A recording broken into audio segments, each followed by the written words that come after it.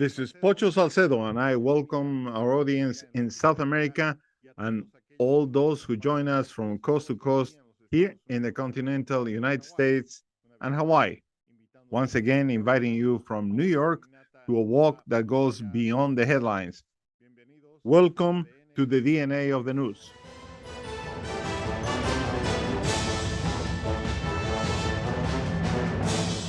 Taiwan remains the most contentious issue in U.S.-China relations. Taiwan is prominently identified as a core national interest of China, with Xi reiterating in 2021 that resolving the Taiwan question and achieving China's complete reunification is a historic mission and unwavering commitment of the Communist Party.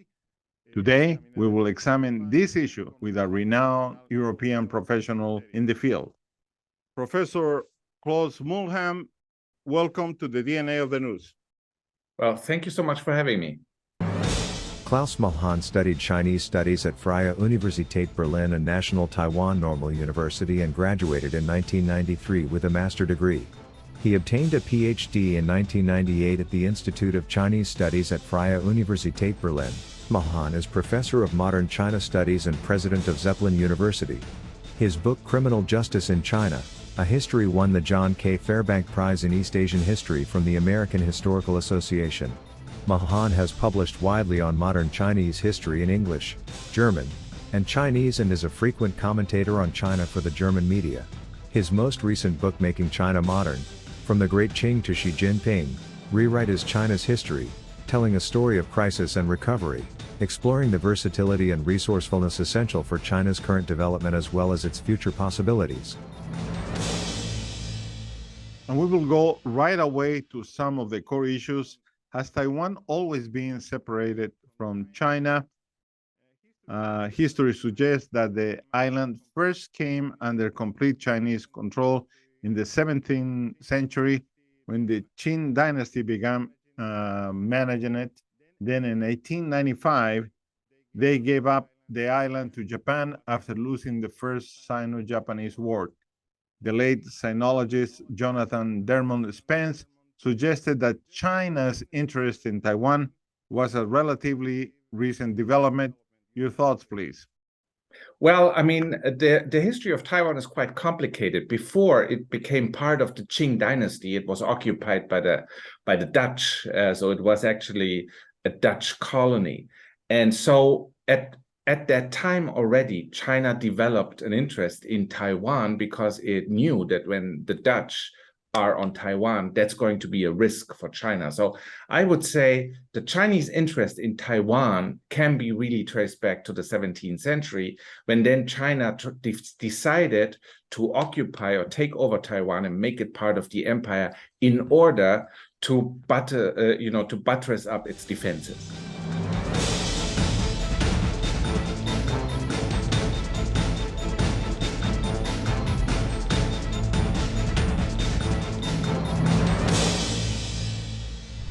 We cite a sinologist, a colleague of yours, Lucian Pai, who again famously said that China is a civilization pretending to be a nation state, but it's precisely the opposite. China is a modern nation state that pretends to be an ancient civilization. This when it suits its expansionist ambitions. What are your thoughts about that? Well, I think that was a very interesting thesis that was widely discussed. And I would say, as an historian, I would make the following, statement on this subject. That is, China started as an empire and became a nation state in the 20th century, but it never, of course, was able to fully leave the imperial legacy behind. So, and I think in that sense, if we understand Lucian Pai's judgment like this, then we can say China today is both.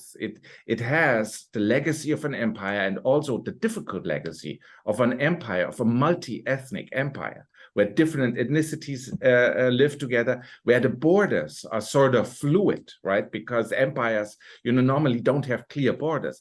Nation states have borders. So I think facing the Taiwan issue, we see that this is a complicated process where China still works on becoming a nation state, but it has this imperial legacy behind it. So it's sort of both. Well, thank you for your comments. There is a common view here in the United States that Taiwan continues to be the most contentious issue in the U.S.-China relations. Moreover, the Taiwan Strait is routinely identified as a likely location for a military confrontation. China officially has said that resolving the Taiwan question and realizing China's complete reunification is a historic mission of the Communist Party. What is your general assessment? It is a very, very complicated issue. And I have no doubt that this historic mission, as you quoted the Chinese government, is something that China takes very seriously. And I would like to emphasize also that this position on Taiwan was one that also the nationalist government before the communist government, had a similar opinion on. So I think the Chinese position is very clear, but China has always also said that it actually intends to pursue a peaceful unification. And I am of the opinion that we should take China by its word and first try a peaceful solution, because a war or military solution for the island would affect the entire world and would be quite tragic and catastrophic. Thank you. I would like you to elaborate on this. What were the attitudes towards Taiwan in the periods of Mao Zedong, Deng Xiaoping, and Xi Jinping in the recent history of China? All of them powerful leaders in key periods of China of the last 70 years or so. There isn't much change in these views. And I think that is often in our discussion on the Taiwan issue underappreciated. Mao Zedong actually several times tried to retake Taiwan for the People's Republic of China, but it didn't go anywhere. These were failed attempts. And Russia at that time was actually very unhappy that Mao tried to capture Taiwan. Then Deng Xiaoping, when he became to power, he said, we have to pursue a more careful and more cautious foreign policy. But he left no doubt that a reunification with Taiwan is the goal. And this was also, of course, is a similar position to Xi Jinping, although he seems to be more aggressive in pursuing that goal. So I would say that the fundamental goal of reunification with Taiwan, regardless of whether we support it or not, has been a consistent goal of Chinese foreign policy, regardless of who leads the country.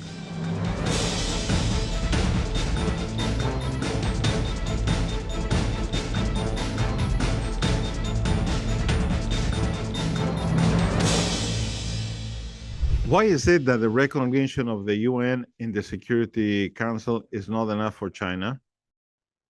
What do you mean by it's not enough for China? Because Taiwan was excluded and China was recognized as the sole nation representing China. Yeah, but let's not forget that when this was done in the 1970s, that was basically the policy of the United States and of European countries. So European countries were in favor or supported taking China, mainland China, as the sole representative of China. And that meant excluding Taiwan from the United Nations.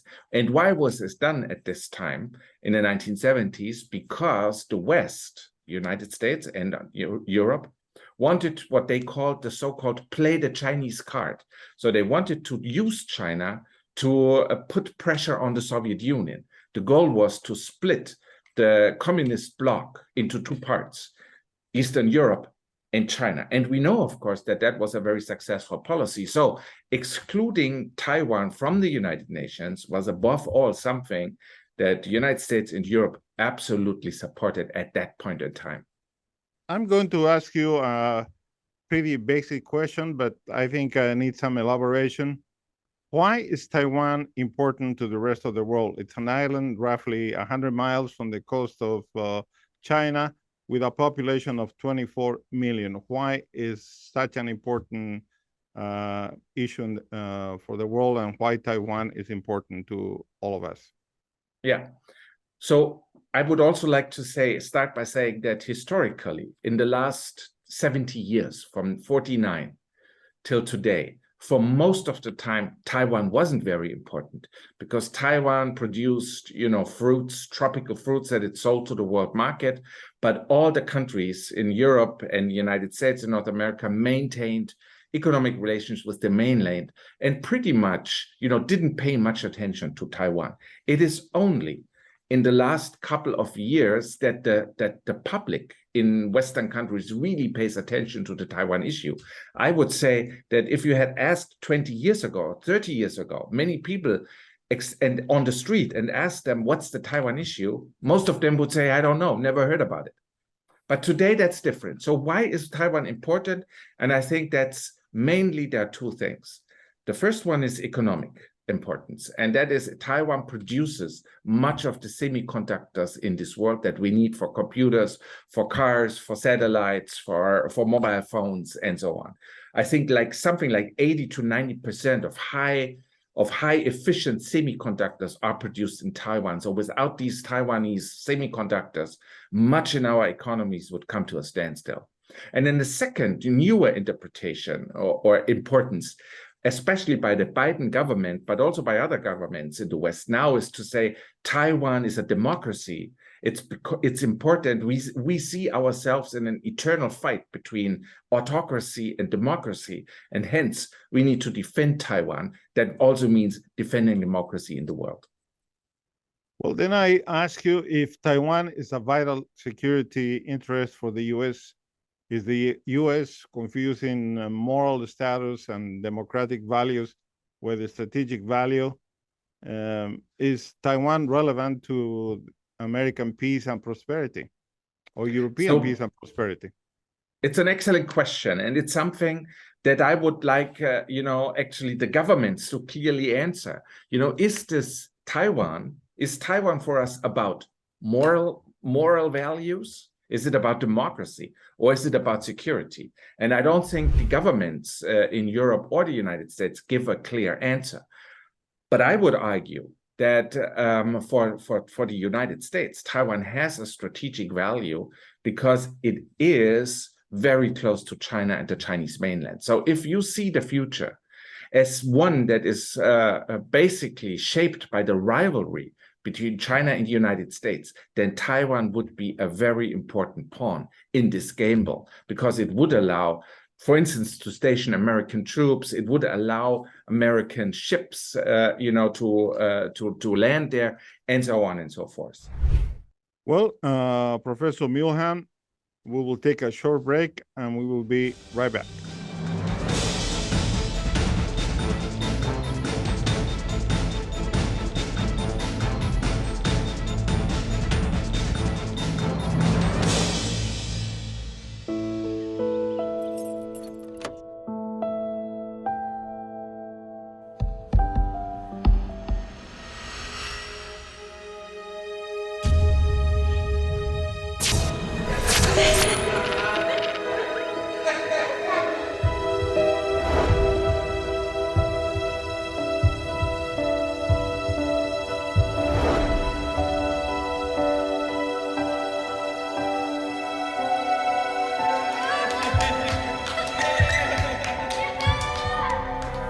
You don't have to go alone when life gets hard.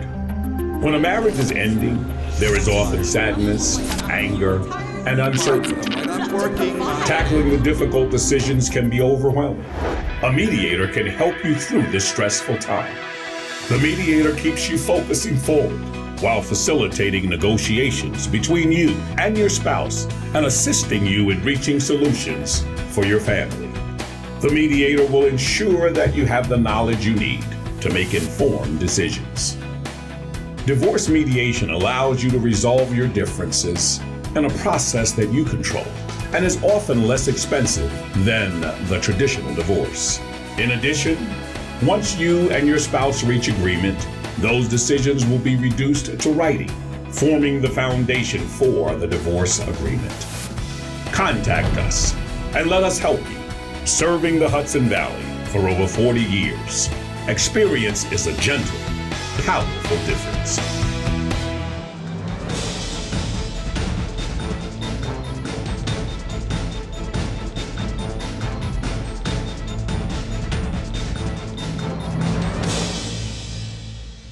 And we are back with Professor Klaus Mühlhahn.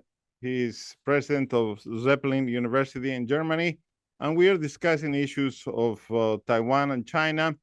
And here goes this question, Professor. Supposing China troops could overcome Taiwan's defense, then they will occupy the island inhabited by, at that point, I guess, hostile population, and it will shatter the industry. You just mentioned the semiconductor industry.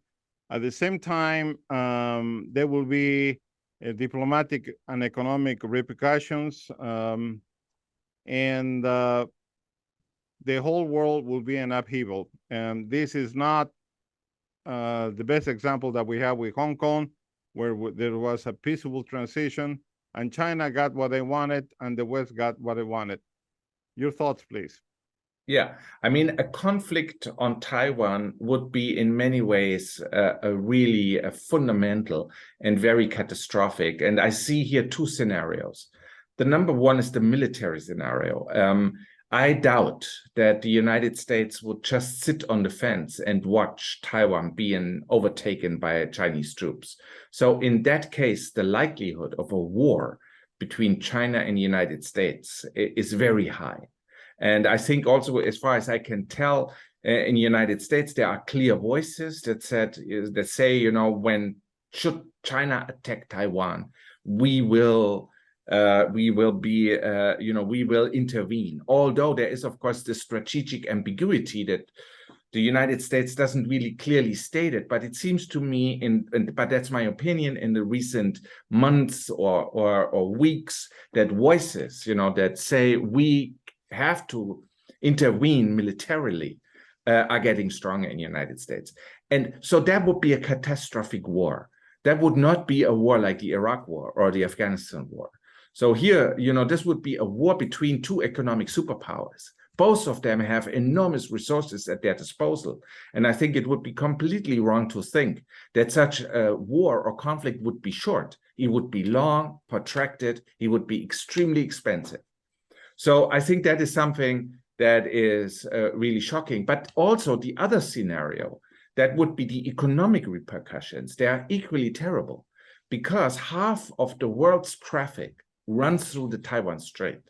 The disruption to global supply lines, to global trade, to global shipping would be enormous. That would mean many goods that we used to consume that are produced in China would not be available on the market anymore. So I think that this outlook of a conflict on the Taiwan Strait is absolutely terrifying.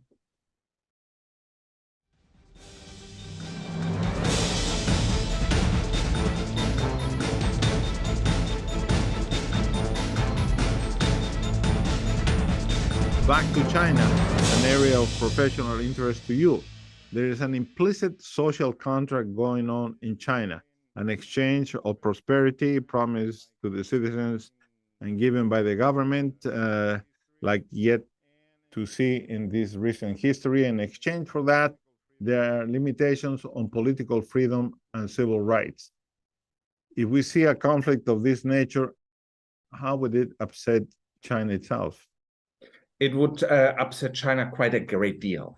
A conflict would also be very harmful for China because its economy, while it's going strong in principle, it's facing a transition issue. So China has been the workshop of the world. That means low labor costs in China have helped make China the final point of assembly for many goods. But it depended on the availability of a large labor pool. But this is, as you know, the demographic changes in China are severe.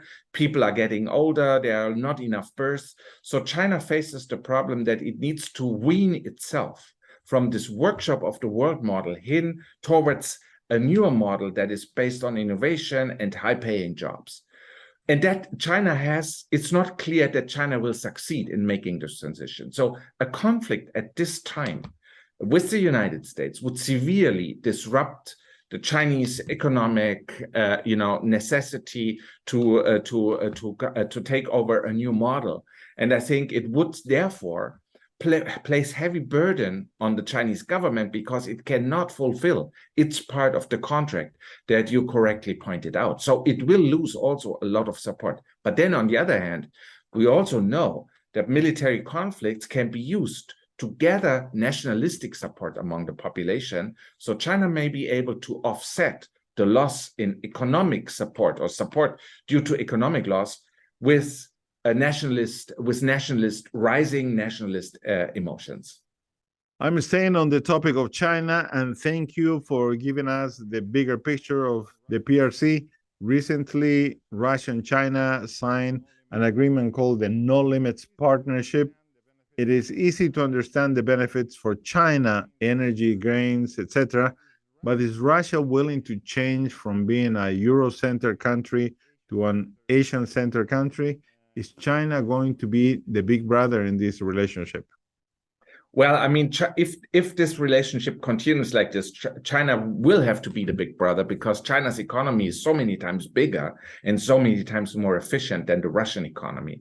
But I think so far this is a friendship or an alliance or a partnership that is based on very, let's say, very clear pragmatic considerations. It's not a friendship between like-minded powers, because let's not forget, Russia is a post-communist autocracy. China is a communist party.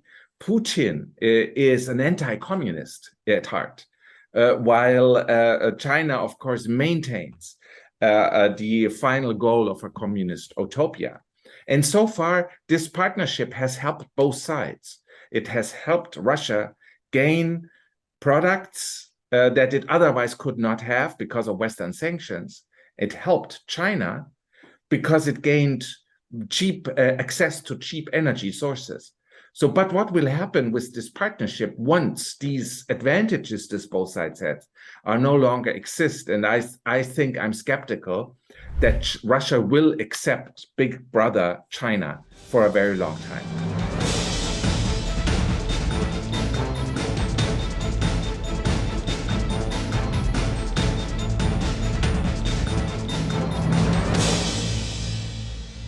Well, thank you. And I have to ask you, how do you believe China's rise to prominence will benefit the rest of the world? It can, this is a very excellent question, and I thank you for that, because I think that's an aspect that is often overlooked. China can bring so much to the world because it has gone through a very successful economic transition. It offers the world many economic opportunities when we trade with China, and when also we have Chinese companies going abroad, investing abroad. There is win-win for us, and this is an aspect that is often forgotten. China can share part of its success and part of its economic development with the world, and I think the rest of the world should try to get that from China, because we cannot afford to leave these things, just pass by. What lessons can the developing world learn from China's development? How they were able to raise millions of people from poverty in a short period of time? I think there's a lot to learn. And above all, there is to learn that much of this Chinese success depended, of course, on giving people on the ground economic freedom, right? China opened the gates and asked everybody, as you certainly know, in the beginning, to get rich first. So it created a level playing field in the economy, something that we lack in many parts of the world. It allowed people to, it made it for people very easy to establish a company. If you have a good idea, China in the 1990s, still till today, it's very easy to start your own company. If you have an idea, to make something out of it. We have in China many people who came to wealth, who started in very simple conditions and then became very successful. So creating an economic level playing field, giving people chances to succeed and reducing the barriers, right? Making it possible for everybody to be economically successful. For me, that is the biggest lesson that we can learn from China, but it's also a lesson that not many people pay enough attention to. It wasn't the government in China that was the key to success. But quite on the contrary, it was that the government created good conditions for people to come forward, work hard, and be successful. And I will ask in the last 2 minutes or so that we have in the show a more personal question. What do you wish you had known at the start of your long and distinguished career as a Chinese expert that you know now that would have helped you to understand China? Well, I mean, I think what would have really helped me is the absolutely, and which in the beginning I perhaps didn't appreciate enough, that it is so useful to have a good network of friends and colleagues in China, to how important it is to talk to people in China. I started my career as an academic reading books, right? And reading sources, but I discovered, and especially perhaps under the the impression of the pandemic, when we had no contact, how important dialogue and contact is. And I would have much earlier started to systematically pursue these opportunities. There's no replacement for talking to people in China. Well, thank you very much. It's been a pleasure to have you on the show. I hope to have you back, and we appreciate the time and your knowledge. It's been a wonderful experience. Thank you. Well, I thank you so much, and I'd be happy to be back anytime. Thank you so much. Thanks.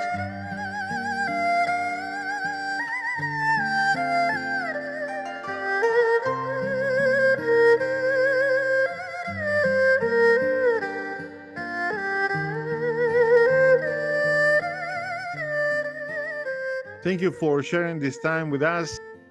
See you in the next edition of the DNA of the News.